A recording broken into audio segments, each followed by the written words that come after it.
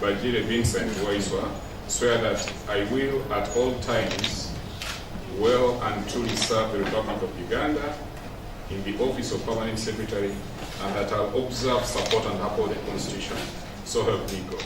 Kuno kwe kubadde okulayizibwa okw'omuwandiisi w'enkalakkalira omuggya mu Minisitule y'ebyamawulire ne tekinologiya Bajire Vincent Waiswa. Ono yazze mu bigere bya Jimmy Ssewanyana ng'ono abadde mu minisitule eno okumala emyaka 36. Jimmy Ssewanyana bwe yabadde awaayo obuyinza yeebazizza banne bwe bakoze nga bano basobodde okutondawo omutimbagano gwa intaneti abamu n'okumanyisa abantu okugikozesa.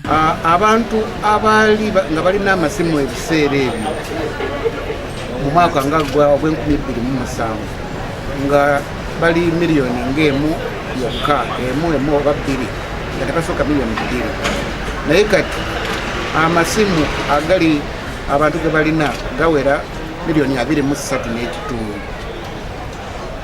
Kale ekyo tulaba nti buli omu kati akoze eki abasinga obungi balina amasimu.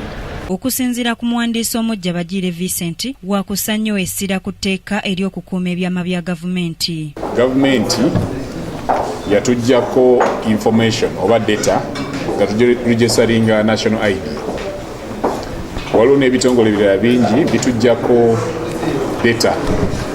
Naye ekikulu kiri nti tewaliwo tteeka liziyiza muntu alina data eyo obutagikozesa bubi.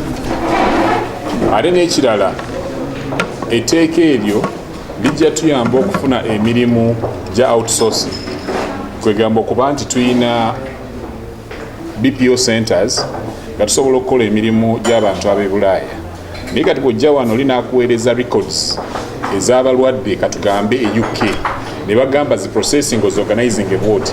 Tteeka ki erinaakangavvula omuntu singa information eyo eri sensitive ebanga etwaliddwa. Wano minisita w'ebyamawulire ne tekinologiya Frank Tumwebaze asabye gavumenti okuteeka ensimbi mu minisitule eno kibasobozesa okukola emirimu gyabwe mu bwangu. Ebintu bya ICT byetaaga ssente nyingi. Kino nyegala nkibabuulire. ICT transformation is not cheap. It is not cheap.